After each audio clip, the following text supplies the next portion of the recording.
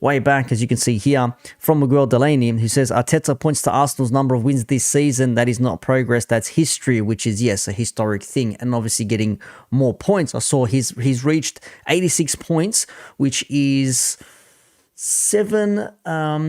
which is a higher points tally than 7 out of the 13 Premier League wins that Sir Alex Ferguson had with Manchester United. And this is some achievement now. We reached 86 points. That's more than Sir Alex needed 7 times to win the Premier League. Yes, well, again, not to make this about Liverpool, but we did 90 plus points twice and won F all. So it doesn't mean anything in the grand scheme of things. We lapsed points that Chelsea had won the league with. Didn't win the league still, which is why it says here from Biggie Small 2.0, it says, when you see stuff like this, it really just hits home how special that 1920 season was. We hit the 27 wins mark after just 29 games, will never be topped. I mean, imagine that. You drop points in 2 games leading up to that. 29 games you played, you did not win twice out of all them. That is insane. That is a record to be proud of as a Liverpool fan. That was in the winning season, of course, 1920, not the COVID season. The league still finished. The season after that, we had no people in the stands. So miss me with your bullshit and nonsense. Like Anfield Road 96 says, Arsenal deserve the Premier League, but we've also been in their position. Sometimes you're the best team in the league, but Man City are always just that little bit better and luckier.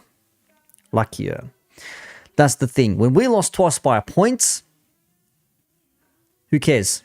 In the 90s, 93 points, 97 points, 92 points, whatever it was. High 90s. I did a comparison. I did a video highlighting this. Any other time where a team has got 90 plus points, they've won the league, except us. We had to go up against these mank blue bastards from Man City and Pep Guardiola, right? It just so happened to be us. We lost by a point twice. People said, who cares? You still lost. Great achievement, amassing those points, but ultimately, no dice. You don't win, you come second, you don't win the Premier League, nobody gives a shit. Doesn't matter how many points. If you win the Premier League on 70 points, if you win it on 86 points, if you win it on 65 points, it don't matter. Whoever has the most points come the end of the season, or then goal difference or whatever, that's where it counts. We didn't. We lucked out, yeah? But now we're seeing people say, well, Arsenal had a great season regardless, and they competed and all this sort of stuff. Okay, fine. They did what they did. They progressed better than last season. Some would say last year they fumbled it. This year they're going closer. It is going to be last day.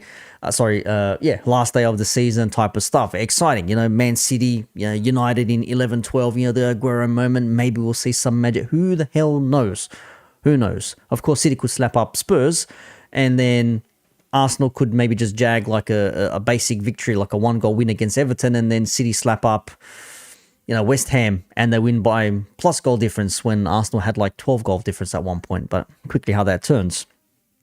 But yeah, if they were to lose, then they didn't win like us regardless, and you had a good go, we had a good go. Can't change how you feel about things or the outcome depending on the club in question. I just do not buy that. You can't just pick and choose how you do it along the way. It is what it is. Sometimes you are just that much better overall, but then there's a club that's just that much better than you, and they win by the thinnest, the smallest of margins, but ultimately you still lose.